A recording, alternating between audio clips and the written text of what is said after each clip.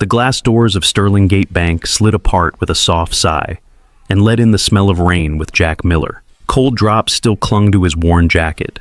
His jeans were damp around the cuffs from the puddles on 4th Avenue. On his shoulder, his daughter was a small, warm weight, her cheek pressed against the side of his neck, her breath slow and even. One of Mia's socks had slipped halfway off. He had not noticed until the woman in the charcoal suit frowned at the sight and then quickly looked away. Inside, the air was cool and dry, touched with the faint bitterness of fresh coffee and the sterile tang of cleaning chemicals. Light flooded in through 2 stories of glass bouncing off marble floors and chrome railings. Screens glowed behind sleek counters. A chandelier made of looping glass hung overhead, catching the morning gray and breaking it into soft fragments. Jack stopped just inside the entrance. For a second, he simply stood there, letting the doors whisper shut behind him. People moved around him with purpose shoes clicking against stone, their voices low and sure. A man in a navy suit glanced at his watch. A woman in a beige coat laughed quietly into her phone. No one looked at Jack for more than a heartbeat. He shifted Mia higher on his shoulder. Her hair smelled like cheap baby shampoo and sleep. Her stuffed bear, missing one eye and half an ear, dangled from her hand and almost brushed the floor. His gaze dropped to the polished marble beneath his boots. The floor was so clean it held a faint mirror of him. A tall, tired man, jaw dark with stubble hair in need of a cut, shoulders rounded inward, as if he expected a blow. On that shimmering surface, his old work boots looked wrong among the sharp Oxfords and glossy heels. His right hand was buried deep in the pocket of his jacket. His fingers had been curled around the edge of a plastic card since he stepped off the bus, feeling the small ridges of the worn numbers. He squeezed it now so hard the skin around his knuckles went pale. The card felt heavier than it should, as if the weight of the last few months had settled inside it. Under the bright lobby lights last night, came back in sharp fluorescent pieces.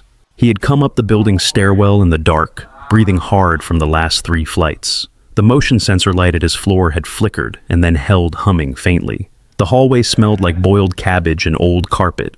Someone down the hall had their TV turned up too loud, a game show host shouting behind thin walls. The envelope had been the first thing he saw. It was taped to his apartment door, a strip of cheap clear tape pressed crookedly over the top. Bright red paper, the kind no one used for anything good.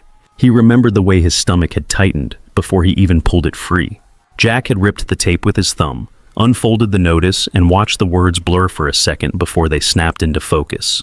Past due, amount owed, $2,950. Pay within 5 days or vacate premises. The paper trembled a little in his hand. He did not realize he was shaking until a small voice behind him asked, "Dad, what is it?" Mia had been standing in the doorway, clutching her bear by its one good ear, her hair sticking up in soft clumps from sleep. She wore pajamas with tiny stars on them, one knee poking through a worn patch. He had turned halfway, folding the notice so fast the edges cut his finger. Just mail, he had said. It had come out too quickly. Nothing important, kiddo. Go sit at the table. I will get you some cereal. Her eyes had lingered on the bright red paper for a second. Then she had nodded, bare feet pattering down the short hallway toward the kitchen. Inside, the apartment had felt smaller than usual. The overhead light in the kitchen buzzed faintly, making a circle on the peeling linoleum. The refrigerator made a tired sound in the corner, working harder than it should. Jack opened it and stared inside. Half a gallon of Milk Light when he lifted it. 2 eggs in a carton meant to hold 12. A jar of peanut butter with the sides scraped thin. A heel of bread in a plastic bag. He poured the last of the milk over a small bowl of cereal, watching it barely cover the flakes. There was just enough to splash into Mia's cup. The hollow glug of the carton made his teeth clench. He took the bowl and cup to the table. Mia climbed onto her chair legs, dangling spoon already in her hand. She ate without complaint, each bite slow, careful, as if she sensed something off in the air. "Did you eat at work?" she had asked, mouth half full. "Yeah," he lied. "Big sandwich. You would have hated it." She had smiled a little at that and gone back to counting the stars on her pajamas. When she finished, when the bowl was mostly bare except for a few soggy flakes, he sent her to brush her teeth and turned back to the notice. The red seemed even brighter under the kitchen light. 5 days. Less, really. Landlords read from calendars, not from broken people.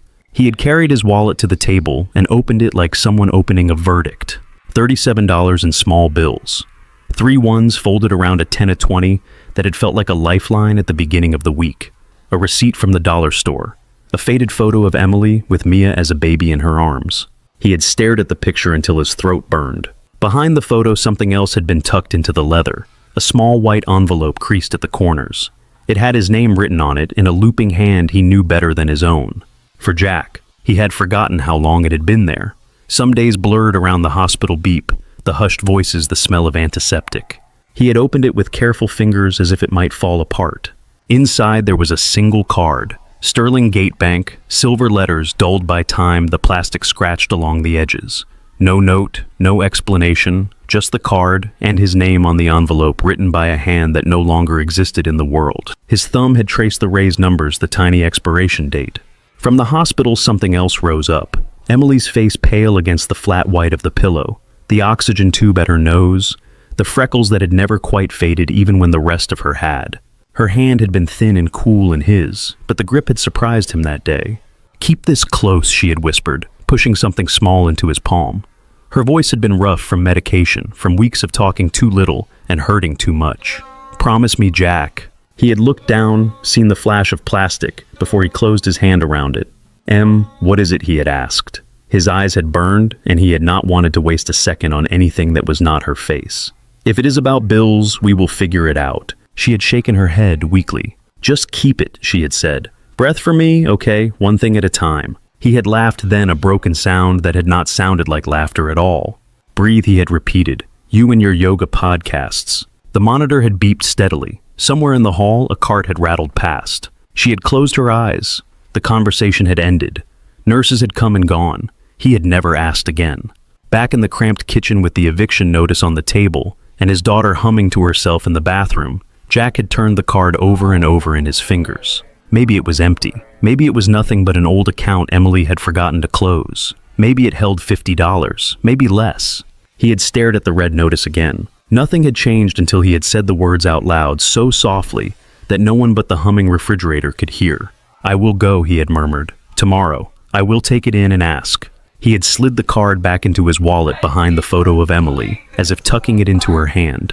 He had cleared the table, set the notice aside, and sat in the dark a little longer, listening to the sound of water in the pipes and Mia singing tunelessly to her toothbrush. Now, under the high ceiling of Sterling Gate Bank, that same card pressed against his palm through the faded lining of his jacket. Jack drew in a breath that tasted of air conditioning, and coffee adjusted his hold on Mia and stepped away from the door toward the long row of counters where people waited with their polished shoes and their questions about money. The line at the counters moved in quiet, efficient bursts. People stepped forward when called, held out checkbooks, and phones spoke in soft, practiced voices about transfers and wire dates and limits. Jack hovered at the end of the row, unsure if he was supposed to wait or walk up. A woman in a burgundy blazer caught his eye and pointed to an open spot with a practiced smile. It was not unfriendly, not warm either, just a signal. Move. Next. He shifted Mia in his arms and walked toward the station where a young woman sat behind a monitor. Her dark hair was twisted into a loose bun, a few strands escaping around her face. A small nameplate near her keyboard read, "Carmen Lopez." She looked up as he approached, and something in her expression changed. The neutral mask slipped for a second. Her eyes flicked from his damp jacket to the child against his shoulder, then to the stuffed bear dragging from Mia's hand. Whatever she thought, it did not reach her mouth. "Good morning," she said. Her voice had a warm, husky edge, like someone who laughed a lot when she was not at work. "How can I help you today?" Jack cleared his throat. His voice came out rough. I need to check a balance." He pulled his right hand from his pocket, the card between his fingers. The plastic looked dull in the bright light. He set it on the counter carefully, as if it might crack. "On this." Carmen drew it closer with a light touch, the way nurses touched needles in glass vials. She glanced at the front, then turned it over. "Sterling Gate debit," she said. "Okay. Do you have a photo ID, Mr. Miller?" he said. "Jack Miller." He nodded toward his jacket pocket. "License is in there. I can grab it, He shifted Mia again in explanation. She had gone boneless and sleep heavy now, in the way only children could manage. Carmen smiled, the corners of her eyes softening. "You are fine," she said. "Let me see what the system says first." She slipped the SITA card through her reader with a practiced motion. The device beeped lightly. She turned back to her screen and began to type. Jack watched her fingers hovering above the keyboard nails, short and neat. The smile faded. She frowned slightly, hit a few more keys. The screen reflected faintly in her glasses. He could see lines of text blocks of color, none of it clear enough to understand. Everything okay? He asked. Just a moment, she said. The frown deepened. She tried again slower. Then she stopped, leaning back a fraction. That is odd. His stomach tightened. Is there a problem with the card? He heard the thinness in his own voice. Carmen shook her head, but her eyes stayed on the screen. It is not declined, she said. It is just not going through the regular system. She picked up the card again, checked some tiny number on the back. This is flagged for internal routing. I do not know what that means. It means it is linked to a different platform. She looked up at him now, reassuring. Sometimes old accounts or special accounts are on internal systems. I cannot access it from here. It needs private banking. Her words might as well have been in another language. I only need to see the balance, he said. I do not need anything fancy.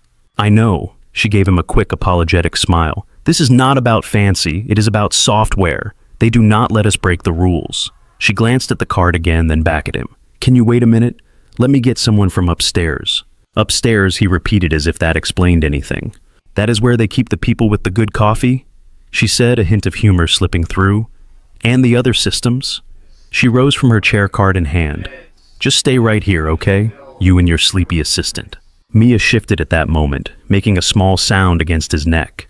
Jack brushed her hair away from her face. We can stand, he said. We are not going anywhere. Carmen nodded once and disappeared through a side door that had a small sign reading Employees Only.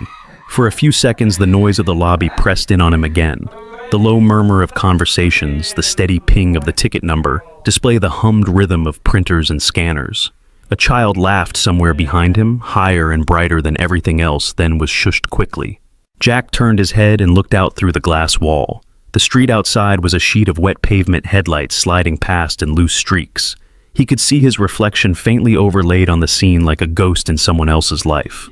His arm throbbed under Mia's weight. He did not mind. The warmth of her was the only thing that felt uncomplicated. He thought of the bus ride over, the way she had pressed her face to the fogged window and traced shapes with a fingertip until she fell asleep. The driver had nodded at him when he had boarded, eyes flicking to the little girl on his shoulder, then to the rain clinging to his clothes. You got it? The man had asked, a quick check, not intrusive. Yeah, Jack had said, more hope than truth. Now the same question floated up in his head, only it was his own voice speaking to no one. You got it. He did not answer. The door beside Carmen's station opened again. She stepped out with another woman at her side. This woman moved with compact precision, each step set down with purpose. Her blazer was cut sharper than Carmen's, the black fabric catching light along its seams. Her hair, a clear dark blonde, was pulled back into a low ponytail that did not have a single strand out of place. She carried the bank card between two fingers as if it were a file in a stack she had already read and judged. She looked at Jack the way some people looked at a car parked in the wrong spot. Not hostile exactly, measuring, calculating where he did and did not fit. Mr. Miller, she asked. Yes, he said. The word stuck a little in his throat. I am Allison Blake, she said. Private banking. She held up the card. I understand you are trying to access this account. He nodded. It was my wife's, he said. She gave it to me before she passed. The words were always heavier on his tongue than he expected. I just want to see what is on it. Something flickered across Allison's face. Not quite sympathy, not quite impatience. Her eyes dropped to Mia for a second, took in the small sock slipping off the worn bear, then came back up. Our retail systems are not allowed to show balances on internal accounts, she said. It is a security thing. If you do not mind coming with me, I can access it from upstairs. Upstairs, he repeated again. A corner of her mouth twitched, but the rest of her stayed composed. It will be more private, she said. Carmen, standing a little behind Allison, gave Jack a small, encouraging nod. I will keep your place in line, Carmen said quietly, just in case. Jack managed a tight smile. Okay, he said, we will follow. He shifted Mia, carefully sliding one arm fully under her legs. Her head lolled against his chest, now mouth slightly open. She smelled like cereal and the grape toothpaste she liked too much. Allison held the card like a key and led the way across the lobby. They passed rows of chairs where people sat with tablets and phones, the glow of screens painting their faces in cold light. A television on the far wall ran a muted news segment with crawl text about markets and interest rates. Near the back of the lobby, a set of frosted glass doors waited, the Sterling Gate logo etched into their surface. Allison tapped her badge against a small black square beside the handle. A light blinked green. The lock clicked. She pulled one door open and stepped aside to let Jack go first. The air beyond the glass felt different, quieter, cooler. The lighting was softer, the colors warmer. Dark wood paneling replaced white walls. The floor shifted from marble to thick carpet that muted footsteps. The sounds of the main lobby faded muffled to a distant hum. They passed a row of low leather chairs where a man in a pinstriped suit sat speaking into an earpiece, voice low. Across from him, a woman in a pale blouse flipped through glossy pages of what looked like an investment brochure. Both glanced up as Jack went by, their eyes landing on Mia and then on his boots. Neither spoke. The card in Allison's hand caught the light as she turned it over once almost idly. Just ahead, she said, "We have a small room we can use." Jack nodded, throat tight. He adjusted his grip on Mia, feeling her weight against his ribs, and followed Allison deeper into the quiet heart of the bank. The room Allison chose was not large, but it felt expensive in the way some hotel lobbies did. Dark wood table, 2 leather chairs on one side, a single chair on the other. A framed photograph of the Seattle skyline at night hung on the wall, the lights reflected in the water, like a second city turned upside down. Allison pushed the door open with her shoulder and gestured inside. "Have a seat, Mr. Miller." Jack stepped in carefully, afraid his boots might leave tracks on the pale carpet. He eased himself into the single chair, then shifted so Mia could rest across his lap rather than hanging off his shoulder. She made a small noise and nestled closer, her cheek pressing into his chest. The table between them held a computer monitor, a thin keyboard, and a small black terminal with a slot for cards. Everything was clean, no personal items, no coffee cup, just work. Allison sat opposite him, the card still in her hand. Up close, her eyes were a cool gray lashes, dark and straight. There were faint lines at the corners when she narrowed them, not from smiling, Jack decided, from squinting at screens. "Can I see your ID now?" she asked. "Yeah," he said. "Sorry, I should have handed it over downstairs." "It is fine," she said. "Policy." He reached awkwardly into his pocket, careful not to jostle Mia too much, and pulled out his wallet. The leather was worn along the edges. He fished out his driver's license and slid it across the table. Allison glanced at it, then at the card comparing names. She typed something into the system first, verifying registering him into whatever category he belonged to, now that he was past the frosted doors. "Okay," she said. "I am going to access the account. I may need to ask you a few questions after I see what we are dealing with." He nodded. "All I need is the balance." Her fingers paused on the keyboard, then resumed their rhythm. "Yes," she said, "we will start there." She placed the card into the terminal. The machine chimed softly. On the screen, a login window appeared with more security prompts than he was used to.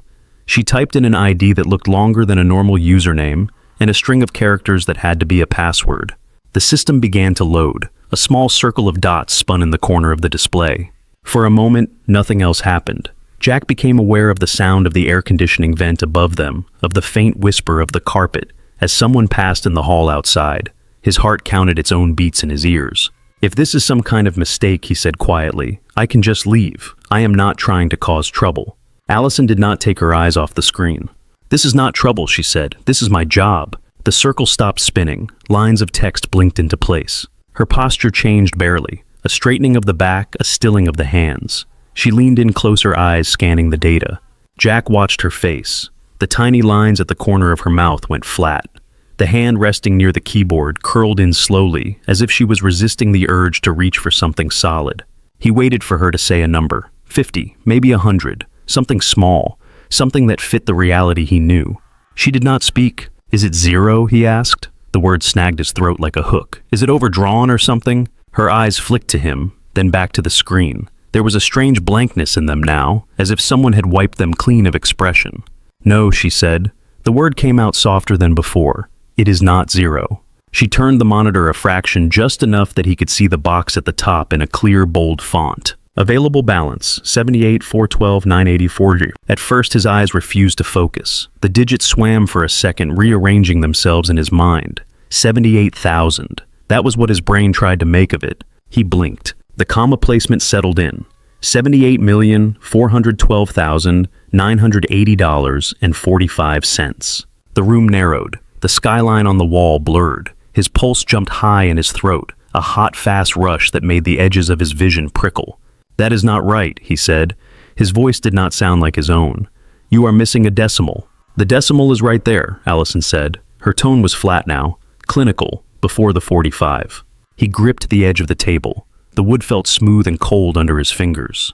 "It cannot be that much," he said. "That is, no." "Mr. Miller," She said this figure is coming directly from our internal ledger. These systems do not guess. They record. He shook his head slowly. The motion felt delayed, as if his body and his thoughts were slightly out of sync. She was a nurse, he said. My wife. She worked nights on the pediatrics floor.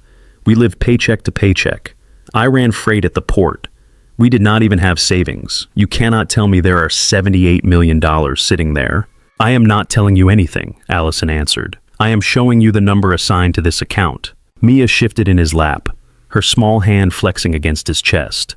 He looked down, automatically checking that her head was supported, that her mouth was not pressed into his shirt in a way that would make breathing hard. Breathe, Jack. Emily's voice rose out of nowhere in his mind, unwanted and suddenly sharp.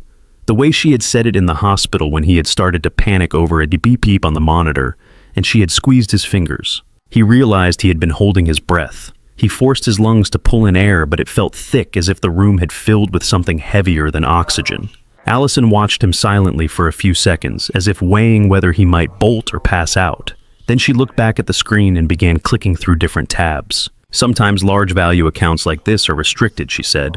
Tied to trusts, external managers, special conditions. I need to see the structure. Large value, he repeated almost on a laugh. It came out hollow. You think? She ignored that and kept working. The cursor flicked over lines labeled Account History, Transactions, Origin. She opened one. Columns of numbers appeared dense and orderly. Regular deposits, always from the same source, in intervals that did not match any paycheck cycle he knew. She frowned deeper. Is it stolen? Jack asked. The idea arrived suddenly. His stomach lurched. Is that what this is? Did someone put it in the wrong place? I do not want any part of that.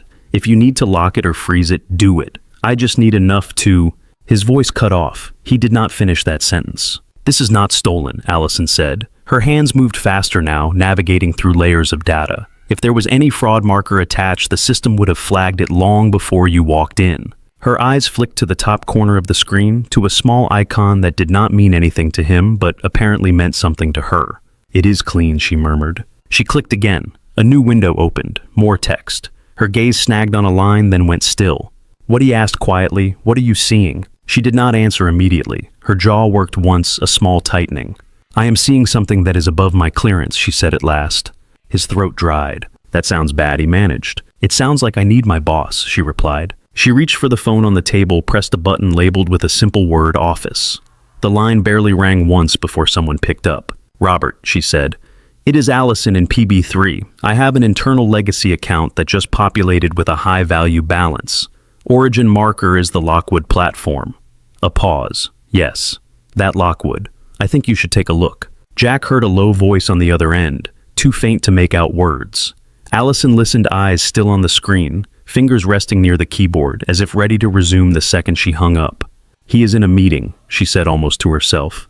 He will be here shortly. The phone clicked back into its cradle. Silence settled over the room again, heavier now. Jack could hear the faint whoosh of air through the vent and the quiet buzz of the monitor. Somewhere beyond the wall, a printer started, then stopped. Lockwood. He knew that name.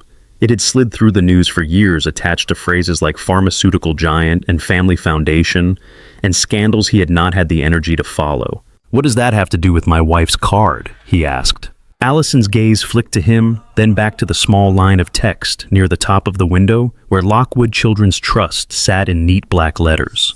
That, she said slowly, is what I intend to find out. The door opened with a soft click. A man in his 50s stepped inside, closing it carefully behind him. He was not tall, but there was a steadiness about him that filled the space. His suit was charcoal, the kind that fit so well it almost disappeared into the background. Silver threaded through his black hair at the temples. A small pin with the Sterling Gate logo sat on his lapel. Mr. Miller, he said the words gentle, as if he already knew something of what was happening. I am Robert Chang. I oversee private banking for this branch. Jack shifted in his chair. Mia's weight had made his legs go a little numb. He straightened slowly, mindful of her head against his chest. Hi, Jack managed. Robert's gaze took in the scene. The child, the worn boots, the tired face. Then he looked at Allison. She angled the monitor toward him without being asked. We have an internal legacy account, she said. Balance in the high 8 figures. Deposits from the Lockwood Children's Trust over a 3-year period. Robert leaned in. His expression did not change much, but his eyebrows rose a fraction. He read silently for a few moments, eyes moving along the lines of text with practiced focus. 78 million, he said quietly. He did not make it a question. He clicked into another tab. Structured deposits, quarterly, then irregular, no withdrawals, no flags. He glanced at Allison, and Mr. Miller walked in off the street to check the balance. Yes, Allison said. Robert nodded more to himself than to anyone else. He straightened and turned his attention fully to Jack. Mr. Miller, you said this card belonged to your wife. Yeah, Jack said. Emily Miller. She worked at Harborview, Pediatrics. Robert's expression shifted a notch at the name of the hospital, but he kept his voice even. And you were not aware of this account. Jack let out a small sound that might have been a laugh. If I knew we had $78 million, he said I would not be behind on rent. Robert smiled at that. It was a brief, real curve of the mouth that reached his eyes for half a second before vanishing. That is fair, he said. He pulled out the chair beside Allison and sat angling himself so he could see both the screen and Jack. All right, first take a breath. The words hit Jack like a gentle teen on the shoulder from the past. Breathe. He did as he was told, dragging air into his lungs until the tight band around his chest loosened a little. Thank you, Robert said, as if Jack had done him a personal favor. Now, I am going to explain what we can see, and then we will dig into what we cannot see yet. He pointed to the top of the screen where a string of labels sat. This account was opened 3 years ago, he said. The originating client is listed as Emily Miller. The platform is tied to the Lockwood Children's Trust, which is a philanthropic arm of the Lockwood family. They fund pediatric research, among other things. The drug people, Jack said. Pharma. They are always in the news. Yes, Robert said. Them. He clicked into another window labeled Documents. Several file names appeared, long strings of letters and numbers that meant nothing at a glance. One line was tagged with a small icon and the word Trust. Robert opened it. Dense paragraphs of legal language filled the screen. He scrolled, slowly scanning as he went. Allison read over his shoulder, lips moving silently. Jack could not follow the words. They blurred into each other, all the same shape. He focused instead on the way Robert's face tightened around the eyes the further he read. Eventually, Robert stopped and sat back. This, he said, tapping the screen lightly, is a trust instrument. It states that the Lockwood Children's Trust established a monetary fund for the benefit of Emily Miller. The funds are to be held in her name, but restricted until certain conditions are met. What conditions? Jack asked. Robert looked at him, voice steady. Her death, he said. Upon confirmation of her passing, the entire balance transfers to you as the designated beneficiary, Jack Miller. There is a clause naming your daughter as contingent beneficiary if you predecease receipt, but we do not need to get into that right now. Jack's fingers had gone numb. The room seemed to tilt for a second, then right itself. So, all this, he said slowly, has just been sitting here, while she was sick, while we could not pay for things. Robert did not answer right away. He glanced at another line on the document, then back to Jack. The funds were restricted for personal use until the transfer condition was met, he said. They could be used for certain approved expenses through the trust, but only if a formal request was made. Jack thought of nights at the kitchen table, bills spread out like cards in a losing hand. He thought of Emily saying they would figure it out, that she would pick up extra shifts when she felt stronger. She never made one, he said quietly. No, Robert said. She did not. Allison's hands had stilled on the table. For the first time since he met her, there was no professional distance on her face, just a thin, focused kind of attention. Robert scrolled to the top of the document again, then down to a section marked Originating Arrangement. This is the part I needed to see, he murmured. He clicked on a small link embedded in the text. Another window opened. This one was different. No typed paragraphs. Instead, a scanned image filled the space. The quality was sharp enough that even the small imperfections in the paper showed. A form several pages long with boxes and lines of print. At the top, under the letterhead of a medical center, were the words, Adult donor consent, allogeneic bone marrow transplant. Jack's mouth went dry. He knew some of those words, not like this, not lined up together. Robert zoomed in. A line marked donor name showed Emily Miller handwritten in blue ink. The date listed was 4 years earlier, long before she had gotten sick herself. Further down there were signatures from doctors he did not know, a nurse, a witness. At the bottom, in a box set apart from the rest, was a note in all caps. Donor requests anonymity. Compensation to be managed by Lockwood Children's Trust. Beneficiary designation spouse. Jack Miller, an issue. Jack stared at the blue ink that spelled his own name.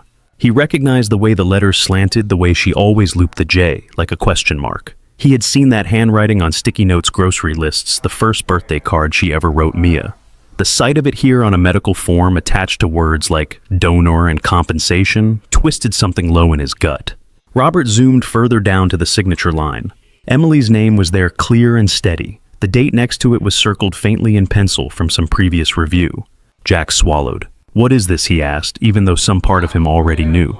Allison answered. Her voice had lost its cool edge. 4 years ago, she said your wife donated bone marrow. The recipient was a child registered under the Lockwood program. Ethan Lockwood. The account we are looking at is the financial arrangement that came out of that donation. Donated, Jack repeated. The word felt strange in his mouth, like for a stranger.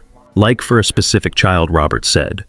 The Lockwood family established a program to match donors with children in need of transplants. They also established financial trusts for donors they considered essential to their program. Jack's vision blurred at the edges. The room seemed to recede, then come back into sharp focus around the glowing monitor and Emily's signature. "She never told me," he said. His voice was hoarse. The words scraped coming out. He remembered a day years back when she had come home with a bandage in the crook of her elbow and a tired smile. "Just gave some blood for a kid at the hospital," she had said, kissing his cheek on her way past him to the sink.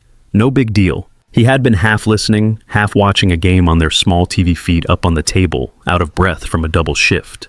He remembered saying something about her being a better person than him, but he could not remember if he had even gotten up from the couch. "She did this," he said now, gesturing at the screen before she got sick. "Yes," Robert said. "According to these dates, the donation was 4 years ago. Her illness was diagnosed 2 years after that, is that correct?" Jack nodded, throat tight. "And she requested anonymity," Allison added. She brought the cursor to the line again, highlighting the words without clicking. She did not want the recipients to know her name. She did not want this tied back to her publicly. "And she set this thing up." Jack said, the shape of it slowly forcing itself into his understanding, so the money would go to me and to Mia after she died. Robert met his eyes. There was no pity there, only a quiet respect. "That is what this document states," he said. "She directed the compensation into a restricted trust, and she directed that trust to release fully upon her death in your favor." Jack reached up and cupped the back of Mia's head more to steady himself than to protect her. His chest hurt in a way that had nothing to do with breathing. "She never used it," he said. "She went through all of that. And she never touched a cent." Allison spoke softly. "She could have asked the trust to make disbursements for medical costs," she said. "It is allowed. There is a provision here." She scrolled down, pointed. She did not submit a single request. Jack let his head fall back against the chair for a moment. He stared at the ceiling tile, the sprinkler head, the small crack near the light fixture. In the hospital, when things had gotten really bad, she had joked once that she was worth more as parts. He had told her to shut up. He had thought she was being dark and dramatic. He had told her he did not want to hear that. Now the joke echoed in his head, thin and brittle. He lowered his gaze again and looked at her name on the screen. Emily Miller. 2 sets of letters that had changed everything in his life once when he married her, and were somehow changing everything again from a distance he could not cross. He blinked hard. His eyes burned. "I should have known," he said.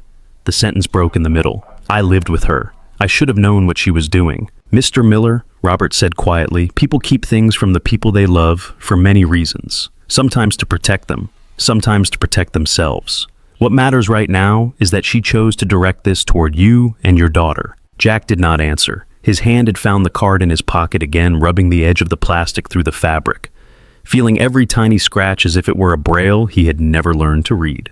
Across from him, Allison looked at the screen one more time, then at Jack. There was no trace left of the quick judgment from the lobby, only an awareness of the weight in the room. "She did something enormous," Allison said, "and she made sure you would not find out until you had to." Jack closed his eyes for a moment, just long enough to see her standing in their old kitchen hair, pulled up laughing about burning a grilled cheese. Then the image changed, replaced by the memory of her in that hospital bed, paler every day, still making space for his panic instead of her own. When he opened his eyes again, the numbers were still there. The forms were still there. Her signature was still there. Nothing about his past had shifted. Everything about his present had. The room felt crowded, though there were only 3 adults and a sleeping child. Jack dragged a hand over his face. His skin felt too hot, his jaw tight. He tried to swallow and found his throat dry. "This is wrong," he said. Robert glanced at him. "What part of it feels wrong to you?" Jack let out a breath that broke in the middle. "All of it," he said. "The money, the secret, The paperwork, her. He nodded toward the screen. She gave up bone marrow for some rich family's kid, and then she lived in our apartment eating toast for dinner. That does not make sense. Allison stayed quiet. Robert watched him steadily, not looking away. I was there, Jack went on, words spilling faster now. I watched her get thinner. I watched her work nights when she should have been resting, because we did not have enough to pay for gas. We counted coins on the kitchen table to see if we could get Mia a birthday cake. And this is just sitting there locked up behind some password, because she checked a box that says I only get it when she is gone. His voice rose on the last word. Mia shifted a small frown creasing her forehead. He stopped, immediately, held her close, rubbed her back until her face smoothed out again. I did not earn this, he said softly. The air conditioner hummed above them. Allison shifted in her seat. The leather creaked. What do you mean by that? Robert asked. Jack stared at his own hands. They looked older lately. More lines at the knuckles, more small scars from freight straps and busted pallets and cleaning jobs picked up in between hospital visits. I mean, it is her pain that got them to sign whatever those forms are, he said. Her blood, her time, her body. She is the one who lay on some table and let strangers take what they needed. She is the one who spent months feeling sick and still went to work. She is the one who sat with parents who could not stop crying while their kids were hooked up to machines. His fingers tightened around the card in his pocket until the edge dug into his skin. I was just the guy who drove her there, he said. The guy who sat in the waiting room and drank bad coffee and pretended I was not scared out of my mind. I did not do anything to be worth $78 million. He said the number like it offended him. Allison's mouth opened a fraction, then closed again. She looked at Robert, but he stayed silent, giving her space she did not seem to expect. She drew in a breath. Mr. Sturmiller, she said, this is not a prize. He looked up, eyes red. It sure feels like one, he said. One she won and never cashed in. It is not a prize, she repeated. It is a structure, a legal container for funds. Someone had to sign off on it. That is what you are seeing. But the reason behind it is not the signature. It is the person. And that person chose you. Jack let out a ragged laugh. She did not choose me for this, he said. She chose some kid she did not know. I am just the name in the box that comes after. Allison pushed her chair back and stood up. Excuse me, she said to Robert. Then she walked around the table and stopped across from Jack close enough that she could have reached out and touched his shoulder if she wanted. She did not touch him. She crouched instead, lowering herself so that she was at eye level with him where he sat. Up close he could see that her eyes were not just gray. There were flecks of green near the pupils, almost hidden. Yes, she chose that child, Allison said. And she chose to let a portion of what came from that go into a trust. But she also chose the terms. She chose the timing. She chose the beneficiary. That is not an afterthought. Jack looked back at the screen at the cold black letters naming him. I did not even know about any of this, he said. That does not change the fact that she did, Allison said. Her voice was softer now, but there was steel under it. She knew exactly what she was doing when she put your name there. She knew what it would cost her. She knew that you did not have the language for this or the connections. She set it up anyway. Not because you returned enough shopping carts or lifted enough crates or sat in enough waiting rooms. Not because you logged a certain number of points for being a good husband. Because she loved you. And because she wanted your daughter to be safe. Her words hung between them. Jack shook his head. Love does not come with that many zeros, he said. Are you sure, she asked. He blinked. Sometimes love shows up as the person who stays, she went on. Sometimes it shows up as someone who gives away parts of themselves. Sometimes it is a trust document written in legal language that looks nothing like a wedding vow. But underneath it is the same thing. Jack swallowed. His throat felt thick. I was not enough, he said. The confession came out of some hidden place he had not looked at directly. If I had been enough, she would have told me. She would have asked me. She would have let me carry some of this with her. Allison's jaw tightened for a second. Or she said she thought you were already carrying too much. He stared at her. We see this more than you might think, she said. Not this exact scale, not this exact situation. But people buying insurance policies without telling their families. People setting up accounts that only trigger in the worst case. They do it because talking about it makes what they are afraid of too real. Or because they think if they keep it quiet, they can still pretend they will be there to watch it help. Robert shifted slightly in his chair, but he did not interrupt. You were there, Allison said. You drove her. You sat in those waiting rooms. You held your kid together when you were falling apart yourself. She did not write that down because the law does not know how to count those things. So, the money comes in under her name. But do not tell me you did not do anything." Her voice had a rough edge now, as if something in this was scraping against some memory of her own. Jack looked down at Mia. A curl of hair had fallen across her forehead. He brushed it back gently, careful not to wake her. He thought of all the nights he had counted the number of breaths Emily took lying beside her, in the dim light, when the chemo had made her so tired she could barely move. Of all the times she had squeezed his fingers and said, "Breathe, Jack," when he was the one who started to hyperventilate. "I still do not feel like it is mine," he said. "Any of it." Allison's gaze softened. "It is not about feeling like you deserve it," she said. "It is about accepting what she entrusted to you." He did not answer. The words lay there, heavy and impossible, and somehow true all at once. Robert finally spoke again, his tone measured. "Mr. Miller, he said the numbers are not going anywhere in the next 10 minutes. We are not asking you to make decisions about the entire balance right now. All we need from you in this moment is acknowledgement that this account exists, and that you are the person named to receive it." Jack let out a long, uneven breath. "Acknowledgement," he repeated. "Yes," Robert said. "Can you do that much today?" Jack looked at the screen again, then at Emily's signature, then at his own name written in her hand.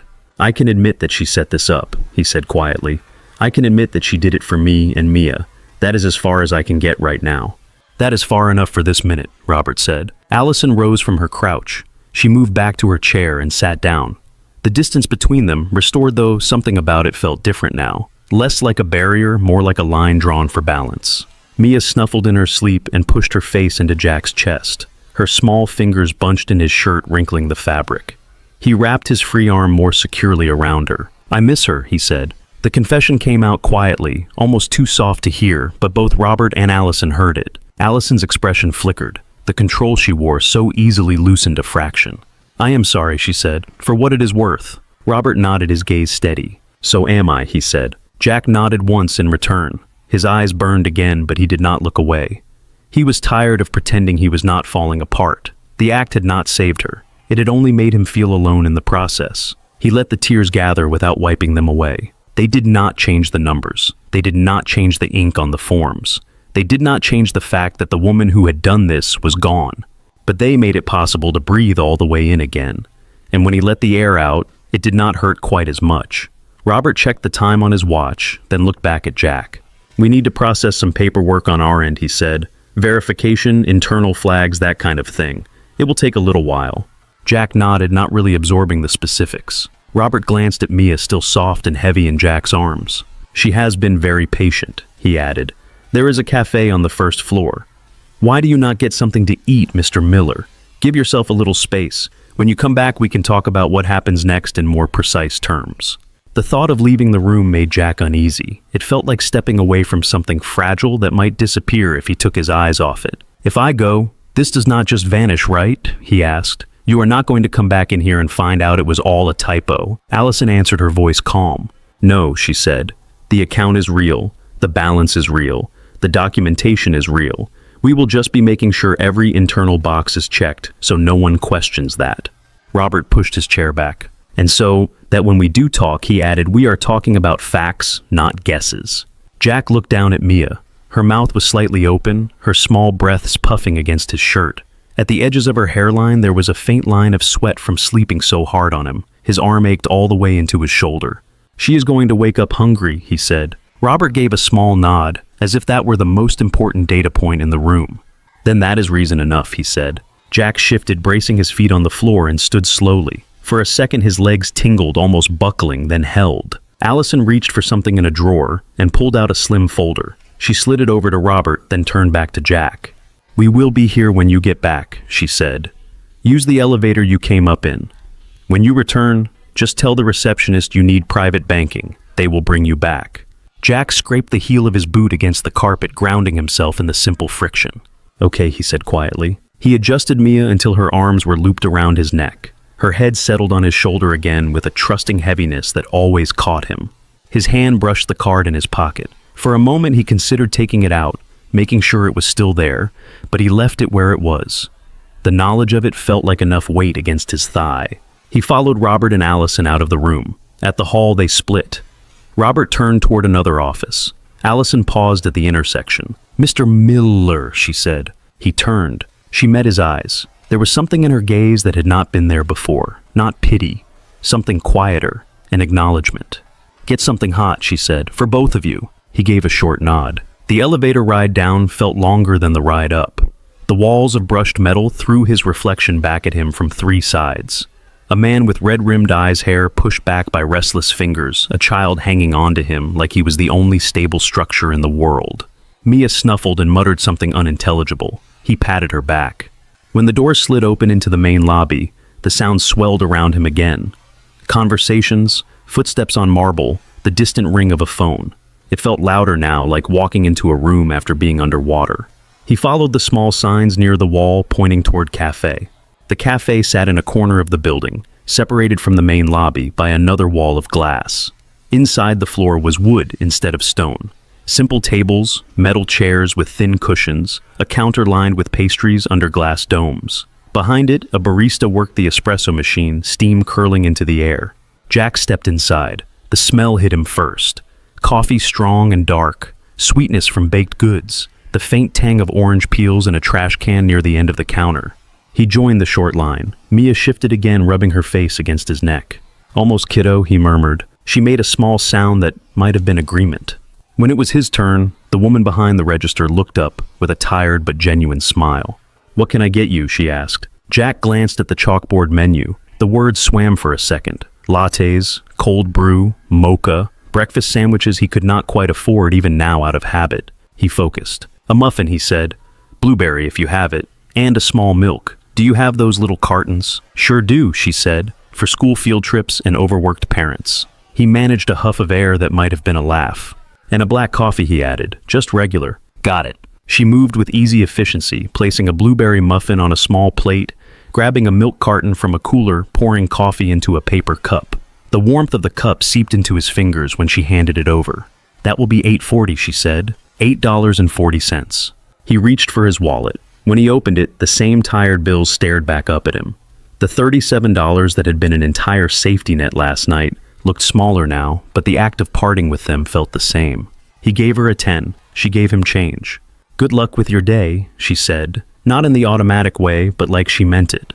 "Thanks," he said. "You too." He carried the tray to a table near the window. The chair squeaked when he pulled it out with his foot. He sat down, carefully shifting Mia so she was half curled in his lap instead of hanging on his shoulder. She blinked, eyelashes fluttering, then opened her eyes to narrow slits. "Daddy," she said, voice thick with sleep. "Hey," he said, "you are awake." She looked around, confused. "Where are we?" "In a cafe," he said, "inside the bank, like a tiny restaurant that only makes breakfast and coffee." Her eyes went to the plate, then to the milk carton. "Is that for me?" "Yeah," he said, "blueberry, your favorite." A small smile edged onto her face. He set the plate closer to her and poked the straw into the top of the milk carton. "Careful," he said, "it might still be cold." She pinched off a piece of muffin and popped it into her mouth. Blueberry crumbs stuck to her fingers. She chewed slowly, savoring, then took a sip of milk. "This is good," she said. "Good," he said. He picked up his coffee and took a drink. It was too hot and too strong, and he did not care. The burn in his throat gave him something sharp and simple to focus on. A television mounted in the corner of the cafe caught his eye. The sound was low background noise under the clatter of cups and soft hum of conversations, but the moving images pulled his attention. On screen, a bright ballroom glittered under chandeliers. People in gowns and tuxedos stood at small tables, crystal glasses in their hands. A banner behind the podium read, "Lockwood Children's Foundation Annual Gala." A news ticker crawled along the bottom. Words flickered past. Record fundraising, pediatric oncology, life-saving research. The camera cut to a boy on stage no more than 10 in a small suit with a crooked bow tie. His hair was thick and messy, his cheeks were full and healthy. He grinned at someone off screen, missing one of his front teeth. Mia followed his gaze to the television. "Who is that?" she asked. "I do not know," Jack said. "Some kid. They are doing a story." The caption under the boy's image read, "Ethan Lockwood, transplant survivor." The word transplant jumped out at him. It felt different now, heavier. The boy waved awkwardly, then leaned into the microphone at the podium. The sound was too low for Jack to make out the words, but the boy's smile looked real, not camera-trained or stiff. Just a kid who was happy to be there under all those lights with all those eyes on him. Mia narrowed her eyes, studying the screen. "Mommy talked about a kid," she said, "a long time ago." Jack looked down at her. "What do you mean?" "She said she was a match," Mia said, as if she was repeating something she had stored away without understanding it at the time. She said there was a little boy who was really sick, and she got to help. She said that was a good day. The air in Jack's lungs turned thick again. He looked back at the screen. The boy's image had been replaced with footage of the Lockwood parents, all polished smiles and practiced gratitude. Then it cut back to him laughing as confetti fell around him in a previous year's clip. "Yeah," Jack said quietly. "I think I remember that." He had been in the doorway of their old apartment kitchen when Emily had said it, dropping her keys in the bowl on the counter, a bandage on her arm. He had kissed her forehead absently and asked if she was tired. She had said, "I am good." Today mattered. Then she had moved on to asking about his day, about how many trucks had come in late. He had not asked what being a match meant. He had not asked who the boy was. He had been relieved that her smile seemed real, and let it go at that. Mia took another bite of muffin, less precise now that she was more awake. Crumbs fell onto her pajama pants. "Is he better now?" she asked, nodding toward the screen. "I think so," Jack said. "He looks better." "Then Mommy did a good job," she said simply. Something squeezed tight behind his ribs. "Yeah," he said, "she did." He took another sip of coffee. It had cooled a little, but the bitterness was still there. Outside the glass wall of the cafe, rain streaked down the windows in long, clear lines. People hurried past on the sidewalk, with umbrellas, their reflections doubling in the wet pavement. Inside, the light was softer. Warm bulbs and metal shades hung over each table, casting small circles of gold on the wood. The world inside and the world outside felt separated by more than glass. Mia finished her muffin slowly, tearing it into small pieces, as if stretching the moment. When the plate was finally empty, she licked a bit of blueberry from her thumb and then leaned back against his chest with a small sigh. "Are we going home after this?" she asked. "Inambirsieged?" "Not yet," he said. "We have to talk to some people upstairs again." "About Mommy's card?" "Yeah," he said. "About that." She seemed to consider this, then nodded. "Okay," she said. "Can I bring my bear?" "You can bring your bear anywhere you want," he said. She smiled at that and reached for the stuffed animal, which had been slumped on the chair beside them. She hugged it tight, then rested her head under his chin. He wrapped his arm around her and let his hand rest on her small back. Her breathing slowed again, longer and more even now, not the heavy sleep of complete exhaustion, but the drowsy calm of a full stomach and a warm place to sit. Jack looked at the cooling coffee, the empty plate, the milk carton, the news on the television, the rain on the window. He let his eyes close for a moment, feeling the weight of his daughter, the distant echo of Emily's name, the presence of something enormous and incomprehensible, sitting inside a system of numbers and laws and signatures. He was not ready to understand all of it. He was not sure he ever would be. Right now, in the quiet corner of a bank cafe, it was enough to sit to breathe without counting, and to keep his arms around the one thing in his life that still felt simple. When the coffee was gone and Mia's head had grown heavy against his chest again, Jack checked the wall clock above the cafe counter. The minute hand had crept farther than he expected. He brushed crumbs from her pajama leg and shifted her on his lap. "Ready to go back upstairs?" he asked. Mia nodded against his shirt, then yawned so wide her eyes watered. He stood joint stiff from sitting too long and carried the empty cup and plate to the bin. The barista at the counter caught his eye and lifted a hand in a small wave. He lifted his in return, more habit than thought. Outside the cafe, the lobby seemed a little less sharp than before. The bright light, the glossy stone, the people in suits, all of it had not changed, but something in him had. A fraction. Enough to keep his feet moving. He crossed to the bank of elevators and pressed the button. When the doors opened, he stepped inside with Mia on his hip and watched his reflection come together again in the brushed metal. Same tired man. Same child in his arms. The only difference was what sat in his pocket and in the files on a screen upstairs. On the private banking floor, a receptionist with a sleek headset looked up as he approached. "Can I help you, sir?" "Jack Miller," he said. "I was in a room earlier with Allison and Robert. They told me to come back up." Recognition smoothed the lines on her forehead. "Of course," she said. "They are expecting you." She pressed a button on her phone. "Mr. Chang, Mr. Miller is back on the floor." A pause. "Yes, I will send him in." She stood and came around the desk. "If you follow me," she said. The hallway looked the same as before. The carpet still swallowed sound. The walls still held framed photos of mountain lakes and city lights. It felt different anyway, walking it a second time. The first time he had been a man with a question. Now he was a man with a question and a number lodged in his brain like a stone. The receptionist opened the same door as earlier and stepped aside. Inside, Robert sat at the table, a neat stack of papers in front of him. Allison was beside him, a tablet in hand, stylus resting between her fingers. She looked up as Jack entered. There was a small nod that passed between them, not quite a greeting more than acknowledgement. Mr. Miller, Robert said. Come in, have a seat. Jack eased into the chair again, settling Mia across his lap. She was more awake now, watching the room with a quiet, wary curiosity. Her bear sat tucked under her arm like a co-pilot. Allison tapped something on her tablet, then set it down. We have finished our internal checks, she said. The account is verified. The trust documents have been confirmed. The balance is as you saw it. Jack let out a breath he had not realized he was holding. So it is not going to vanish, he said. Mars. No, Robert said. It is not going to vanish. It is, however, subject to whatever you decide to do with it. That is where the work comes in. Jack glanced at the stack of papers. That looks like a lot of work, he said. Robert smiled faintly. We will take it one step at a time, he said. Right now, I wanted to focus on two things. First, your immediate needs. Second, making sure you are not dropped into the deep end without a life jacket. Deep end, Jack repeated. That sounds about right. Robert folded his hands. You mentioned an eviction notice, he said. Downstairs. Yeah, Jack said. His cheeks warmed. On the door when I came home last night. I am behind on rent. 3 weeks. They want it all plus fees in 5 days, or they throw us out. How much, Allison asked. He hesitated, the number suddenly feeling small and stupid in the same room as $80 million balances. $2,950, he said, plus whatever late charge they tack on. I do not know the exact fee. They like to surprise you. Allison picked up the stylus and wrote something on the tablet.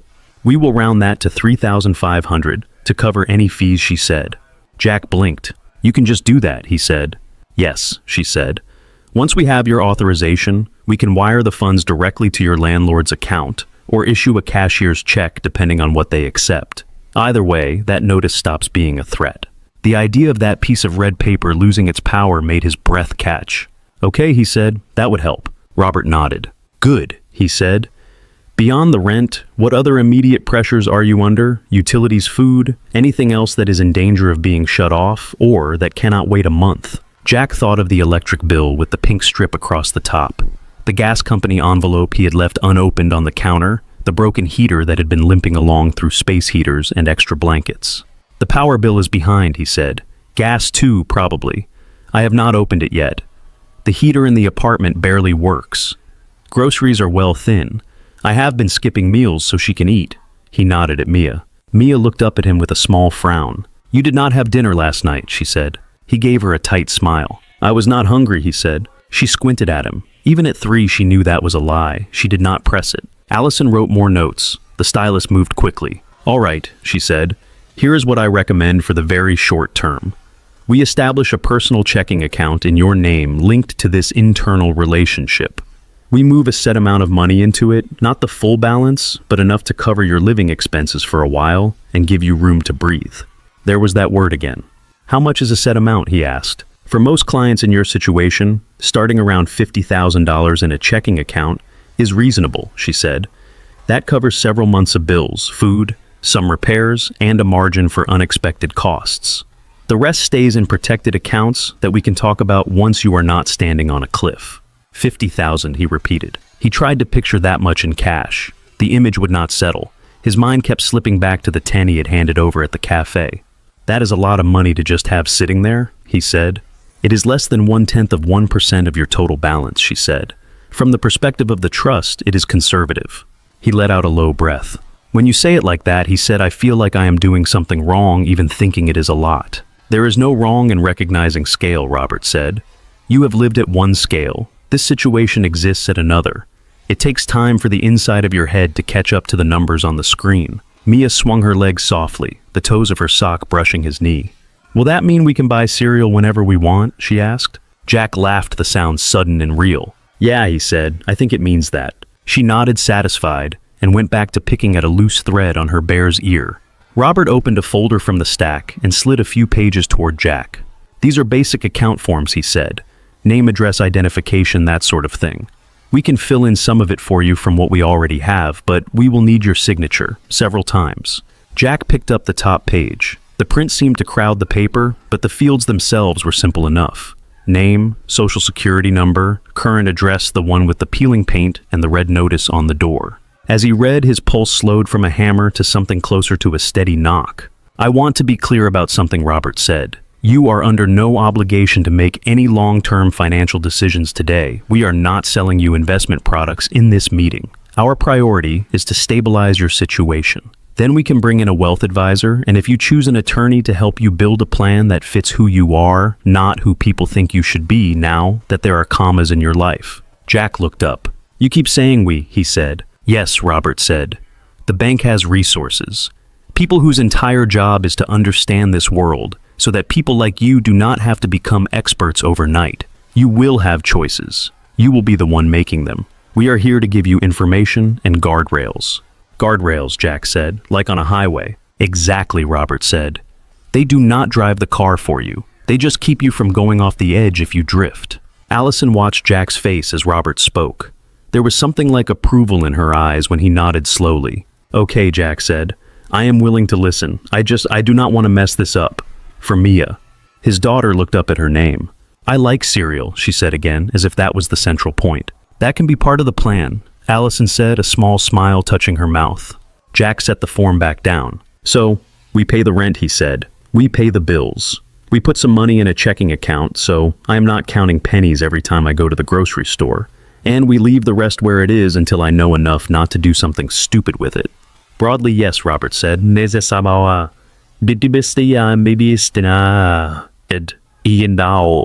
It is like getting oxygen first, Allison added. The plane masks, you secure your own, then you help the person next to you. You are not making decisions about where the flight is going while you cannot breathe. The metaphor landed with an almost physical weight. Jack thought of how many times Emily had told him to breathe. It seemed the whole world had decided to repeat it. Okay, he said again. The word felt more solid this time. Tell me where to sign. Allison picked up a pen and slid it across the table. We will go through each document one by one, she said. I will explain what it is in normal language. If something does not make sense, you ask. There are no dumb questions in a room like this, Mr. Miller, only unasked ones. He took the pen. It felt strange in his hand, heavier than the ones he used to fill out delivery logs. Mia leaned back against him. I can draw too, she said, if you have paper. Allison pulled a blank sheet from the back of the folder and placed it in front of Mia. For you, she said, you can make something while your dad signs his name 1,000,000 times. 1,000,000, Jack said. That feels about right. He bent over the first form as Allison began to walk him through it, line by line. The words were still dense, but each sentence she spoke chipped away at the feeling of being completely lost. For the first time since he walked through the glass doors downstairs, Jack felt something other than fear or shock stirring underneath his exhaustion. It was small and fragile and did not have a name yet, but it sat in his chest beside the ache and did not move away. By the third form, Jack's signature had started to lose its shape. The J was still there, looping up and back, but the rest of the letters sagged together in a rushed line. His hand cramped between the thumb and index finger. He flexed it once, heard the faint pop of a joint, then lowered the pen again. Name here, Allison said, tapping the bottom of the page. This one confirms the opening of your personal checking account attached to the internal relationship. It just says you understand the basic terms. No hidden traps. He signed. The pen scraped softly on the paper. Mia hummed under her breath as she drew. She had propped the blank sheet on the edge of the table, her bear wedged between her stomach and the chair, to keep it from sliding. What are you working on? Robert asked her, his tone shifting to something lighter. Secret, she said. He put a hand dramatically over his heart. Fair enough, he said. Jack almost smiled. Allison slid another document forward. This one authorizes the transfer of funds from the internal account into the new checking account, she said. $50,000 as discussed. It also allows us to execute that rent payment on your behalf. The number looked strange typed out on a single line. 50,000. Not in a headline, not in an ad. On a form with his name above it. Jack cleared his throat. Can I see it before it goes out? He asked. The rent thing. Just to make sure it says what it is supposed to. Yes, Allison said. We will show you the wire confirmation before we finalize it. He nodded and signed. They worked their way through the stack that way. Allison named each document, explained what it did and what it did not do. Jack asked questions when the words slid into jargon. What does indemnify mean? He asked at one point. It means you agree not to sue us for doing the thing you are asking us to do, as long as we actually do it the way we are supposed to, Allison said. That seems reasonable, he said. Sometimes it is, she answered. Robert occasionally clarified a point with a shorter version, a simpler analogy. A story about another client stripped of identifying details. They were careful not to throw too much information at him at once. Outside the room, the day went on. Footsteps in the hall doors opening and closing, the distant ring of a phone at the receptionist's desk. The world continued to spin while Jax narrowed down to ink and paper and the steady weight of his daughter on his lap. Mia's drawing took shape slowly. At first it was just lines long and crooked stretching across the page. Then she added rectangles. A peaked triangle on top of one rectangle, a door. 3 little square windows, each with a cross inside to mark panes. Windows, she said to herself. She added a tree next. The trunk was a straight brown line. The leaves were a burst of green scribbles. She asked Allison for another color. Allison dug in the desk drawer and produced a blue pen. Good as it gets, she said. Thank you, Mia said solemn. She drew a blue strip across the top of the page, a sky. Then a yellow circle in one corner, with lines radiating from it like eyelashes. Son, she announced. Jack signed his name at the bottom of a form labeled Beneficiary Designation. His hand shook a little on that one. This one, Allison said, just confirms that your daughter is your primary beneficiary on the accounts you are opening today. If anything happens to you, the assets move to her trust. We will talk about the trust structure later. For now, you are just naming her. So, this is me putting her in that box, Jack said, nodding at the line where Emily had written his name years earlier. The way Emily put me in hers. In a sense, Robert said. Yes. That thought sat in him as he signed a circular comfort and a fresh ache at the same time. He set the pen down and flexed his fingers again. The pad of his index finger was starting to feel numb. Almost there, Allison said. Then we can let you escape the paperwork minefield for a while. Mia sat up a little straighter. I am done, she announced. She slid her drawing across the table with both hands careful not to smudge the ink. Jack looked down. A house stood in the center of the page. It had a door with a knob and 2 small steps leading up to it. A square window on each side. Smoke curled from a narrow chimney drawn in gray pen. Allison must have found somewhere. In front of the house, 3 stick figures held hands. One tall one, medium one, small. Each had a simple half circle for a smile. The smallest one had lines sticking out from her head where Mia had tried to show pigtails. This is you, Mia said, pointing to the tallest figure. This is me. She pointed to the smallest. And this is Mommy. She tapped the medium figure between them. It had a little scribble above its head, meant to be hair in a messy bun. Jack's breath caught. You put her there, he said. Of course, Mia said. She looked mildly offended. It is our house. What is that behind the house? Robert asked, pointing to a small rectangle Mia had drawn off to the side. A swing, she said. So I can swing so high I can see the sky. Allison looked at the drawing quietly for a moment. You did that very fast, she said. It is not fast, Mia said. I do not like rushing houses. Jack swallowed. His eyes burned again. He blinked until the lines of the drawing sharpened. It is beautiful, he said. Thank you. Mia beamed and pulled the paper closer again. It is for all of us, she said. You cannot fold it. I will not fold it, he said. He placed the drawing gently to the side away from the neat stacks of legal paper. Allison gathered the forms he had already signed and straightened them with a quick tap on the table. The stack looked less intimidating now, like something completed instead of something looming. Okay, she said. We are set for the initial account openings. I am going to put these through the system. That will activate your checking account and attach it to the internal relationship. Once that is done, we can initiate the rent payment. She turned to her keyboard, hands moving with a speed that came from habit. Screens changed. Status bars moved from left to right. She read off numbers under her breath that meant nothing to Jack, but seemed to matter to whatever invisible mechanism held the bank together. Robert opened another thin folder already labeled with Jack's name. This is your copy of everything you just signed, he said. We will send a digital copy as well if you would like, but I prefer clients have something physical they can flip through at home when the day settles. Sure, Jack said. Paper is fine. He did not own a printer. One more thing he had gotten used to doing without. Allison finished her flurry of typing and looked up. All right, she said. Your checking account is active. Here are the last 4 digits so you recognize it when you see it. She slid a small summary page toward him, where a line of numbers stared back under the words New Account. He picked it up, feeling the texture of the paper, the slight indent of the ink.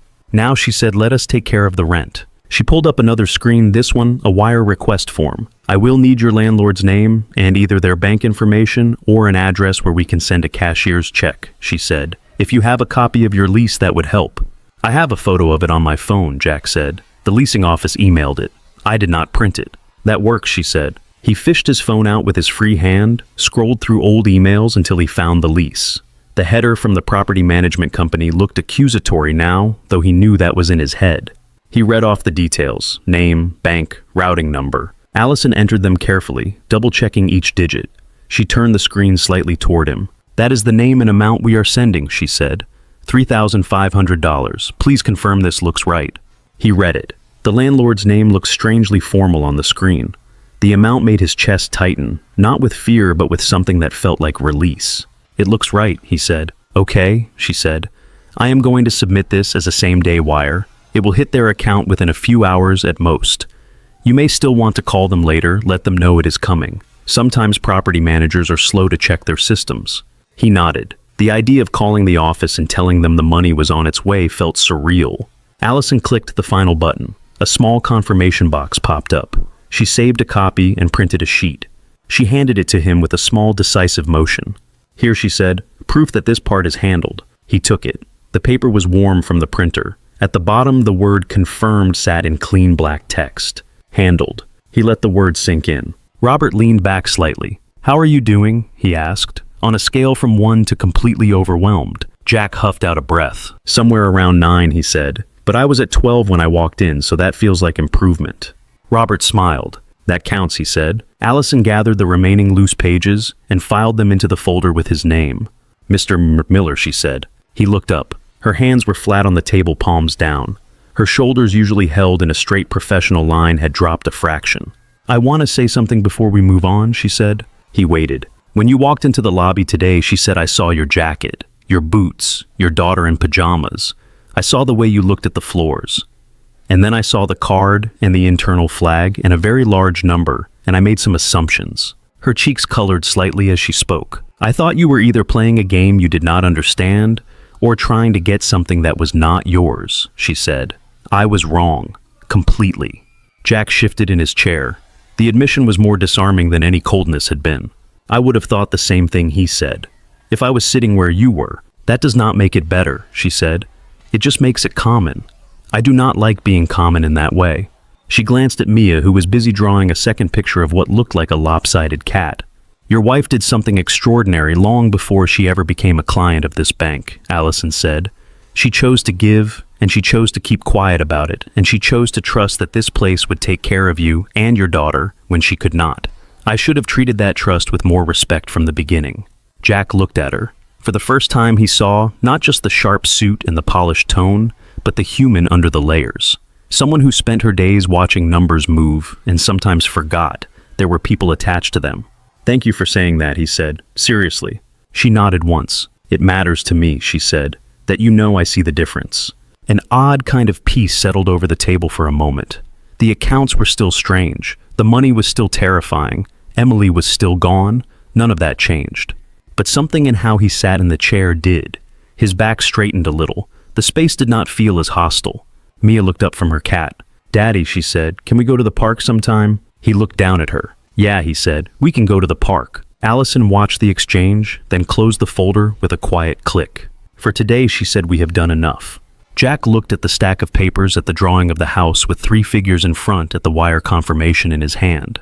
For the first time, the phrase "enough" did not sound like a limit. It sounded like a beginning. When they finally stepped out of private banking, the light in the hallway had shifted. It was still the same muted glow from recessed fixtures, but it felt warmer somehow, less like the inside of a machine, and more like a passage that led somewhere they were allowed to go. The receptionist stood as they approached. "All set?" she asked. "I think so," Jack said. She smiled. "Mr. Chang asked me to give you this," she said. She handed him a small envelope with the Sterling Gate logo in the corner. Inside, he felt the shape of plastic and a thin sheet of paper. "Your new debit card," she said. "It will be active as of tomorrow morning. The summary has your account information, and if you have any questions before then, there is a number on the back." "Thank you," he said. "Have a good rest of your day, Mr. Miller," she said. She glanced at Mia. "You too." Mia waved, her fingers still smudged with ink from the drawings. The elevator doors slid open. This time, as the 3 walls of brushed metal closed around them, Jack did not feel like he was being swallowed. His reflection still looked tired eyes rimmed with red, but his shoulders sat differently, less hunched, more centered. "It is shiny," Mia said, touching her own reflection with one small fingertip. "Yeah," Jack said, "shiny. The elevator hummed softly as it descended. He listened to the numbers light up above the door. 10, 9, 8. Each one a marker between the place where his life had cracked open and the floor where the rest of the world went on without knowing. The doors opened onto the main lobby. The marble gleamed under the overhead lights. The chandelier above scattered the gray daylight into points of brightness. This time, walking through the space, he did not hug the wall. He crossed the center of the lobby with Mia on his hip and the envelope in his hand. A man in a pale suit glanced up from his phone as they passed. His gaze moved over. Jack lingered for a second on Mia's pajamas, then moved on. No sharp judgment, just curiosity. At the information desk, Carmen was finishing with another customer. She caught sight of Jack and lifted a hand.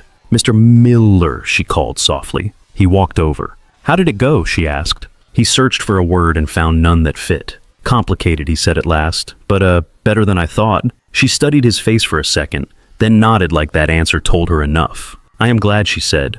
"I hoped you would not regret coming in." He thought of the red notice of the hollow refrigerator, of the way he had almost thrown the card back in the drawer. "I do not," he said. She smiled, real and unguarded. "Good," she said.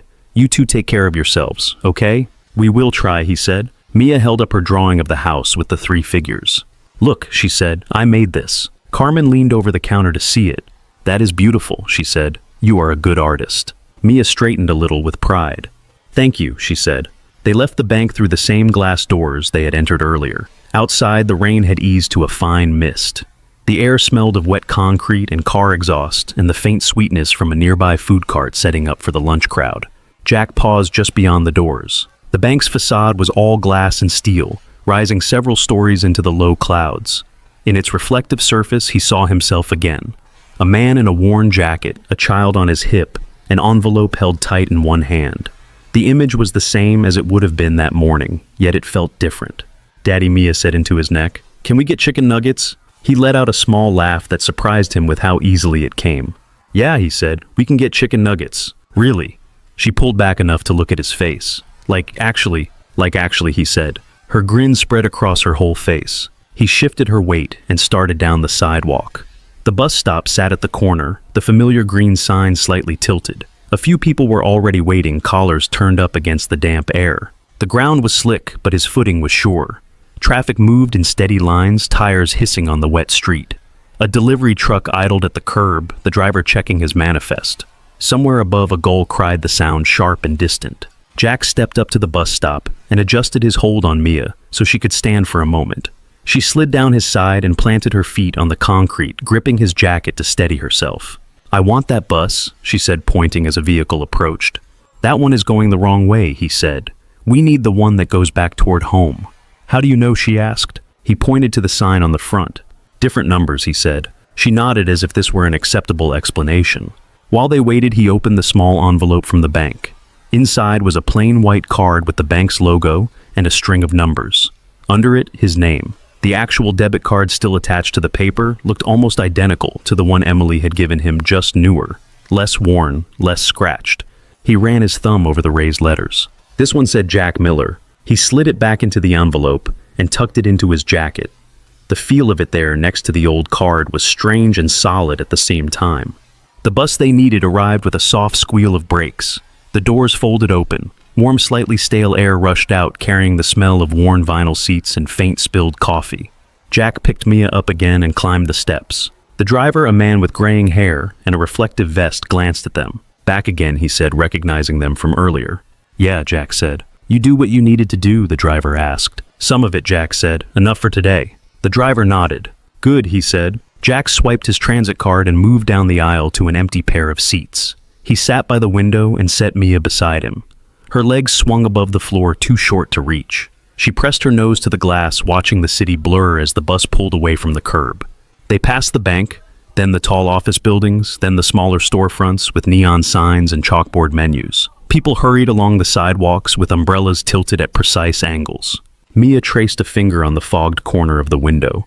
"I drew our house," she said, not looking away from the changing street. "The one we are going to have." "Yeah," Jack said softly. "I saw." "It has a swing," she said, "so you can push me." "I will push you," he said.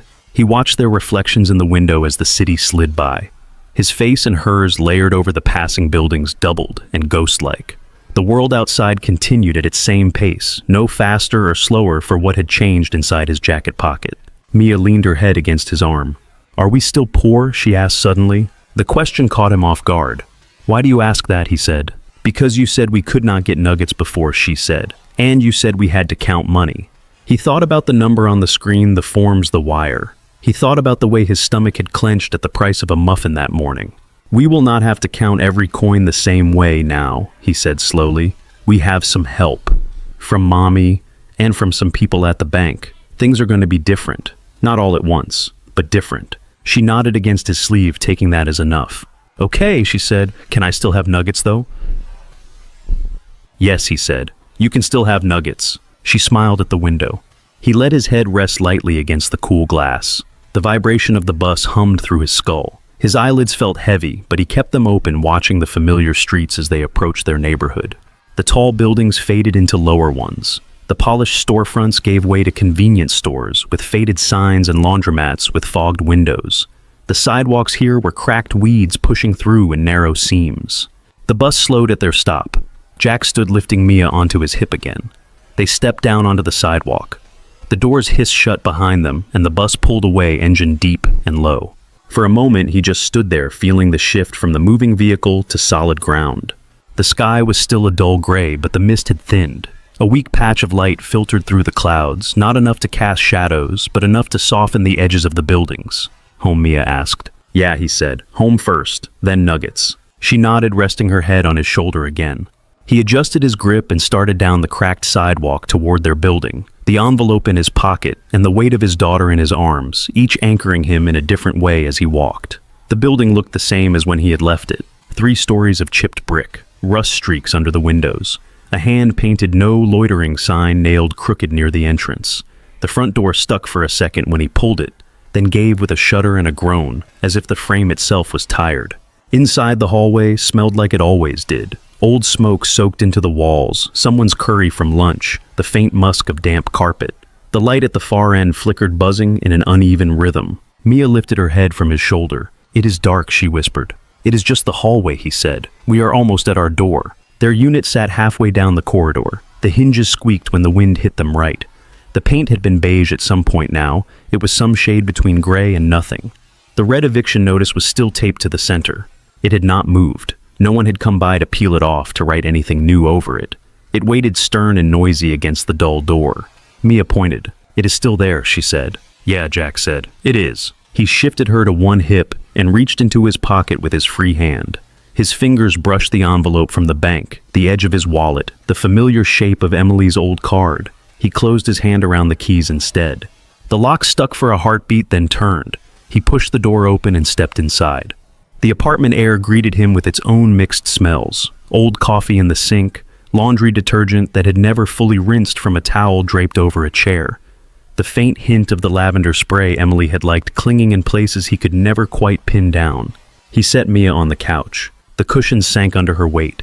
She sat for a second, then flopped sideways, arms spread, hair fanning out on the fabric. "Home," she said softly. "Home," he echoed. The room looked smaller than it had this morning, but not because anything had changed. The sagging couch, the second-hand lamp with the crooked shade, the thrift store TV stand with a missing knob, all of it was exactly as he had left it. He crossed to the door and ran his fingers along the edge of the red notice. The paper crinkled under his touch.